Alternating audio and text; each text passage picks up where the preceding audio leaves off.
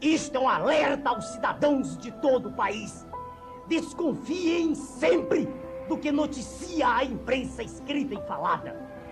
A caneta de um mau jornalista pode fazer tanto mal quanto o bisturi de um mau médico.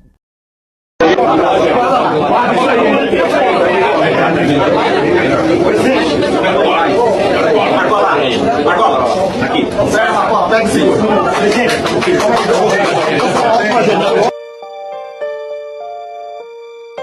Dê a eles pão e circo, e eles nunca se revoltarão. Você já percebeu como a sociedade te mantém distraído? Futebol, reality shows, fofocas, tudo para que você nunca tenha tempo para enxergar a verdade. Enquanto você se diverte, os verdadeiros donos do mundo acumulam poder. Você trabalha, gasta o que ganha no próximo entretenimento, repete o ciclo e nunca questiona porque está sempre no mesmo lugar. Eles te deram pão e circo. Mas o que acontece com quem sai desse sistema? O relatório Ômega não é entretenimento. É um arquivo proibido que vazou. Ele revela um conhecimento que pode mudar sua percepção sobre a vida e sobre o que realmente está em jogo. Continue entretido ou descubra a verdade. Acesse o relatório Ômega antes que seja tarde demais. No mundo das notícias, pelo menos nas redes sociais, é como a esquerda em governos nos Estados Unidos se prestou para impulsionar ideologias mundo afora. Por exemplo, alguém sabe por que neste século estamos vendo uma explosão de casos de homens que se acham mulheres e mulheres que se identificam como homens? Nos Estados Unidos, desde os governos Barack Obama e mais atualmente com o governo Joe Biden, uma agenda identitária e woke foi amplamente impulsionada, com dinheiro, dólar. Mas agora, Donald Trump está fazendo uma reviravolta. Evidentemente, sem o devido destaque da velha imprensa, onde os conhecidos blogueiros militantes de redação apoiam e fazem parte de determinados movimentos. A Casa Branca disse que a USAID bancou estudo em Wuhan e agenda LGBT. Em uma nota publicada pela Casa Branca nesta semana, o governo americano detalhou alguns projetos polêmicos que teriam sido financiados por esta agência dos Estados Unidos para o desenvolvimento internacional, USAID. Ocorre que essa entidade encarregada de distribuir a maior parte dos recursos do governo americano para ajuda humanitária externa não estava fazendo necessariamente o seu papel.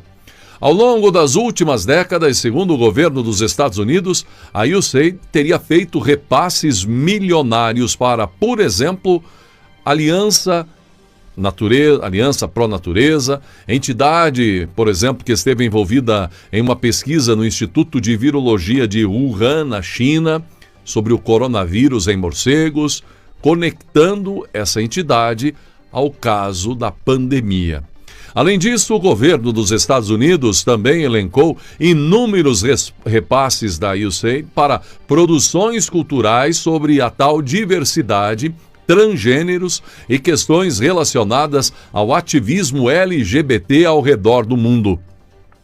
Por exemplo, 1,5 milhões de dólares para promover a tal diversidade e a equidade e a inclusão nos locais de trabalho e nas comunidades empresariais da Sérvia.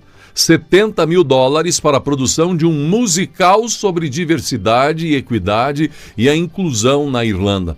47 mil dólares para uma ópera transgênero na Colômbia. 32 mil dólares para uma história em quadrinhos transgênero no Peru. 2 milhões de dólares para mudanças de sexo e ativismo LGBT na Guatemala. ONGs e poderosos do Brasil foram patrocinados e bancados para atacar a democracia e influenciar eleições, supostamente em defesa da tal democracia, Estado Democrático de Direito, provocando a censura nas redes sociais, como denunciou Mike Pence, ex-funcionário do governo dos Estados Unidos, que afirmou categoricamente: se a USAID não existisse, Bolsonaro ainda seria o presidente do Brasil. Em nota à imprensa, o governo Trump ressaltou que a agência não tem prestado contas aos contribuintes, pois canaliza enormes somas de dinheiro para os ridículos e, em muitos casos, maliciosos projetos de estimação de burocratas ideológicos entrincheirados, com quase nenhuma supervisão, gastando o dinheiro do contribuinte norte-americano em ideologia woke e identitária.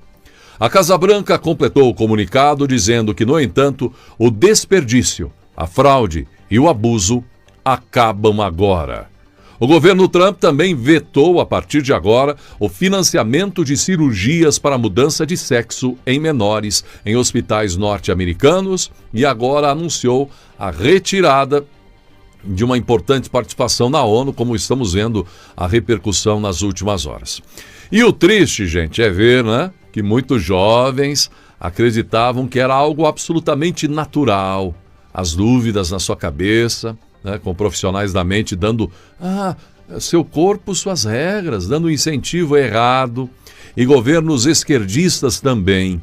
E pior, pais aplaudindo a suposta coragem de seus filhos, quando na verdade foram engolidos por esta onda woke identitária, vítimas de uma agenda de publicidade doentia de ideologias que estão destruindo a mentalidade desde crianças, adolescentes e jovens, para no fim almejar a manutenção de grupos no poder através do voto.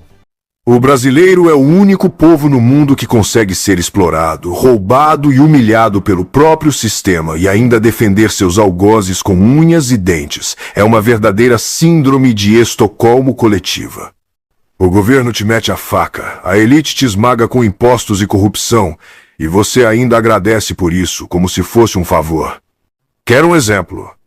Sempre que alguém critica os impostos ou a ineficiência do governo, aparece aquele brasileiro que diz: mas tem que pagar mesmo. É o preço do desenvolvimento. Desenvolvimento? Me explica onde está o desenvolvimento num país onde você paga IPVA para andar em buracos, IPTU para morar em ruas abandonadas e imposto de renda para sustentar políticos corruptos que ganham 20 vezes mais que você. E não é só isso.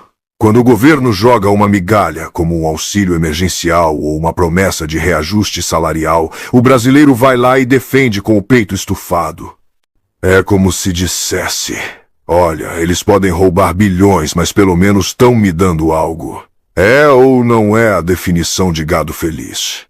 Desde quando esses juízes estão condenando as pessoas com provas? Olha só que loucura, que insanidade que nós estamos vivendo. O Bolsonaro fez a transição das Forças Armadas para o novo governo antes de deixar o poder. Sim ou não, gente? O Bolsonaro fez ou não a transição das Forças Armadas para o novo governo antes de deixar o governo sem ter a obrigação de fazer? Fez ou não fez? Aí esse homem deixa o país, deixa a presidência para dar um golpe, meu Deus do céu! Que loucura é essa?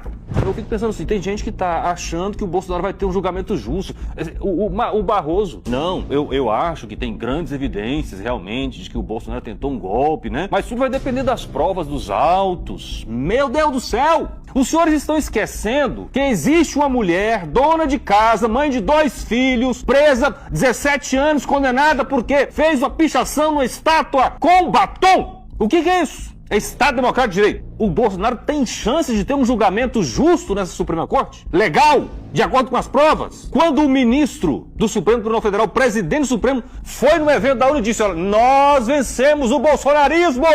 Declarando-se um militante convicto que lutava contra o outro no Supremo, como juiz. E as decisões tomadas ao longo dos últimos anos, todas elas, ou grande parte delas, evidentemente parciais, centenas delas, decisões parciais, ilegais, infundadas, mudam a jurisprudência do jeito que querem, aleatoriamente. Alguém sabe explicar? Alguém aqui da bancada, por favor. Alguém aqui sabe explicar? Por qual razão mudaram a jurisprudência depois de decidir mais de 15 vezes que Curitiba era competente para julgar o Lula? Por que eles mudaram? E passaram a considerar que não? Com qual lógica, com qual fundamento, com o quê?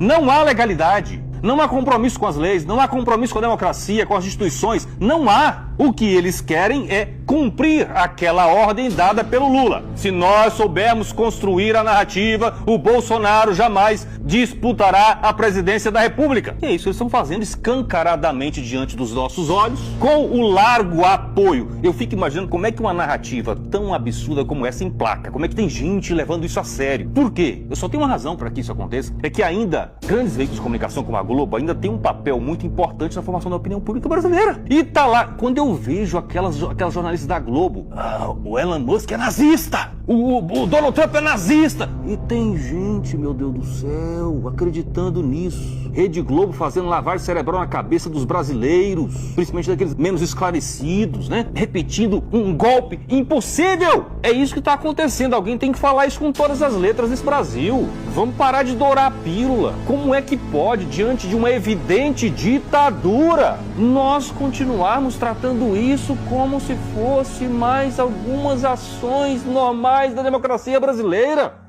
O Moraes hoje ele está numa categoria de criminoso, de bandido internacional. Paulo Gustavo Goné Branco, você faz parte disso.